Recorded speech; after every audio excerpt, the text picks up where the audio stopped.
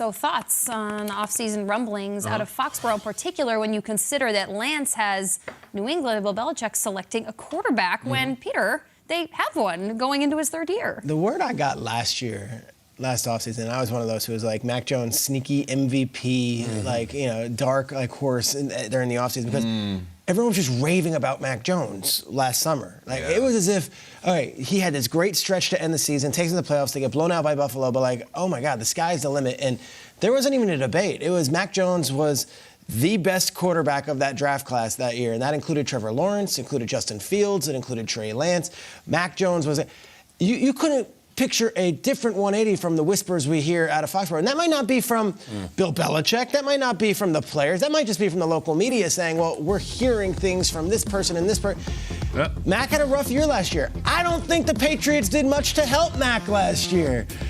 It seemed like they didn't have a successor ready for when Josh McDaniels took the job in Las Vegas, and it wasn't a shocker that McDaniels would someday take a head coaching job. He was offered interviews every single year and turned them down. And then they said, let's do this two-headed monster of maybe it's Matt Patricia and maybe it's Joe Judge, and we already have people in-house. When Josh McDaniels took that job in Las Vegas, he not only went there, he took Mick Lombardi, he took several different offensive coaches with him, took several players that were veterans in the locker room, and it was like, all right, Mac, year 2, figure it out, pal. I'm not saying Mac Jones, the stuff that you're hearing, that they might be looking to shop him, whatever. I haven't heard that. But when he comes off the league meetings where every single media member is there, and you've got Belichick there, and you've got Kraft there, and you've got Jonathan Kraft there, I'm not going to poo-poo any of that stuff either because the timing is, hey, we're all together. Houston, Nick Caserio, you worked for us. Las Vegas, Josh McDaniels, you worked for us. Yeah, conversation might happen of, what do you think of Mac Jones? What's the quarter? I'm not going to say that there's no smoke to that fire. And if Richardson's sitting there at 14, just as Mac Jones was sitting there at 15, I would not be surprised that Friday morning we come on and be like, I can't believe I wouldn't say it. Richardson's a prospect that I think might go in the top 5. If he slips to 14, the Patriots should take him, or they should at least consider it. But all the smoke coming out of there, I don't think Mac was done many favors last year. And if suddenly you're like, hey, he's not what we want, well, why don't we give him a year with some actual coaching and some surrounding pieces that we say, all right, this is a fair shot at it in year number 3. Thank you. The way you just ended is where I want to pick up from. I think for Mac Jones, you look at last year, and you just talked about it, Matt Patricia and Joe Judge being asked to coach on the offensive side of the ball and just kind of figure things out. And obviously he struggled. I think any player would, only in his second year, still learning what it means to be a pro, and you lose the main voice that you heard in your rookie year. And when we look at Mac Jones, I want to take a look back to his rookie year because it's not only the smoke of the reports coming out of Foxborough, but there's a lot of fans as well. Like, we need to play Zappy, we need to go get Lamar Jackson. Mac Jones was really good as a rookie. He came in after Brady leaves, Cam Newton comes from a year, took him on a 7-game win streak, and look at where his numbers place him of quarterbacks in the NFL during that streak. Mac Jones had 10 wins in his rookie season, led all rookies in passing yards and touchdowns.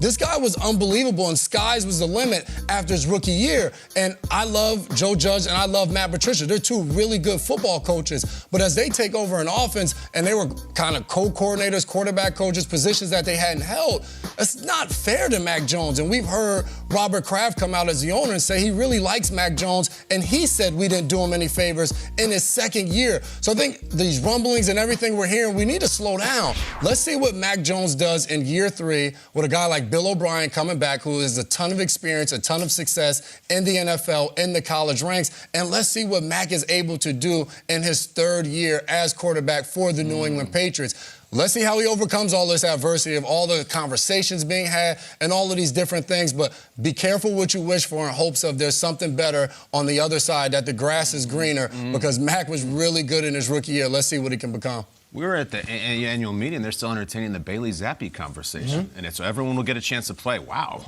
I think it's fascinating that we are headed into this football season and the Patriots are projected as 4th in the division. They're also the least interesting, least dangerous team in the division. That goes back 25 years. Like, we have not talked about that maybe even since the 90s. I pulled up a headline from 2001. Of course, the Patriots went on to win the Super Bowl that year, but the headline going into this season from the Gazette-Journal was, in Boston, baseball and basketball are the only things that matter. Football is just a little diversion between the Red Sox and the Celtics season. The Celtics right now are second in the East. Jason Tatum's putting up 30 points. The Bruins have won 11 of 12. Like, is there any buzz at all about the New England Patriots right now? Devin McCourty, an all-time player, just retired, and it's like, maybe we'll start over, and then the other teams are just going to run roughshod on us. That's not going to happen on Belichick's watch. I'm watching Succession last night. That's Belichick. He's Logan Roy. That's the guy. He built this empire. He's at the end of the line, and you got these kids just nipping at him. And the Bills are Kendall, like the kind of prince in waiting. The Dolphins are Shiv, planning, smart, savvy, which would make the Jets Roman. A lot of jokes about them. But, you know, he might have some tricks up his sleeve at the end. Did they explode any rockets? I don't know. I don't know. But the kids all basically just want the dad to die. Just lie down and die and let us take over. And he bleeping won't. And he's rolling up his sleeves. And you know what Belichick's not going to do? He's not going to do nothing. There's something coming. And it was a couple years ago. It was just spend, spend, spend, spend, spend. And that didn't really work out. If he doesn't think that the Mac Jones deal is going to get him a title, is going to get him back where he belongs, get him out. Get him out. Get busy living and get busy dying.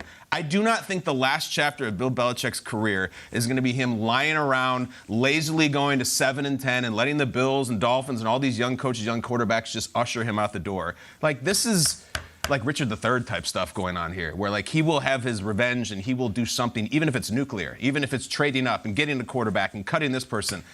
These guys don't take losing well. Look what McVay just did. Just cleaned house and his entire coaches. You're out for one losing season. Do you know who I think is more restless than even Logan Roy, Bill Belichick? I think Bob Kraft is more restless. I think Bob Kraft is looking at this team and is saying, I don't enjoy this at the moment. I don't like being the team in the middle of the pack. And, you know, the patriarch is obviously in the coaching staff, Bill Belichick, but I also think the owner is like, let's get it going here. So there might be some pressure to do it. We had Judon here, Matthew Judon, sat here for 2 days, and we're just asking him, can you win in the division with Mac Jones? Seriously? He's like, our defense is really good. That's not what I asked, Matt. I know your defense is good. Is this little regime here of defense and running the ball going to beat the Bills? And I don't know. There may have to be some dramatic things done, and there's nothing more dramatic than switching quarterbacks. I really chuckled when Devin McCourty retired, not because he retired, but because of 10 immediate tweets following one of the congratulatory announcements that the Patriots put out about Devin McCourty and his illustrious career in New England. 9 of those tweets were fans calling for do something in free agency. It was like, we get it. He's retired. We love the guy, but he's not our guy anymore, and he's choosing that, and that's okay. But it was incredible that in that moment in time, this was a few weeks ago, how restless the fans were. I also found it incredibly compelling at the league meeting that you have John Harbaugh sitting there answering, I love Lamar Jackson 200%, a guy that he doesn't even know if he's going to have back. And when you choose to not say something about somebody and how Bill Belichick says everyone's going to play and I've had 25 years of this, trust me with what I'm doing. He chose not to speak highly of Mac Jones in a situation like that. I'm sure he was asked. But when something, especially somebody as cunning as him, Bill Belichick, when he chooses to not rain down adoration of one of his players, I think he does it with intention. Mac Jones doesn't help himself either, I think, with some of his stuff that we see going on. Out of curiosity's sake, what do you think? Do you think there's a market? Like, you say Lamar Jackson, is there a market? Do you think there's a market for Mac Jones? Do you think if you were to say, let's put Mac Jones on the block, do you get anything back, or is that a 3rd, 4th round pick at this point? I'm looking around the AFC, and I'm like, I got to compete with Burrow and Allen and Mahomes. Like, am I loading up with Mac Jones and having him throw 45? It doesn't entice me. It doesn't. The one team that I saw on the list that I think would work was the Texans, because I feel that DeMeco Ryans could create a juggernaut there defensively for what he is equipped with doing in his history. Go out and get a quarterback like that. You don't have to waste that top pick on a quarterback. Mac is young enough that I feel like there are still people that were in love with him coming out for the draft that may believe, hey, from what he did his rookie year, if we get him in our system, we think sky's the limit for him. He doesn't jump off as that talented to me. I mean, he's talented, of course, but he's going against these unicorns. No doubt about it. We don't it. have one of them. There's just only a few of them. Like, so it's just, unless you believe Anthony Richardson is that unicorn, and not just a good player that can start for our NFL team, but a Joe Burrow, a Patrick Mahomes. Like, once we insert him, he's changing the entire franchise. It's just like, This has been Mac Jones' lot in life, though. At Alabama, he played behind Jalen Hurts and then Tua Tagovailoa. He was the 5th quarterback, I think, on the list at one point when he was at Alabama, and then for him to come out and have a single season that earned himself a way into being a top-round pick. I mean, he's not uncomfortable, I think, whatsoever with being a guy without a ton of weapons. It's not like he was throwing the ball to Randy Moss out there in his rookie last year.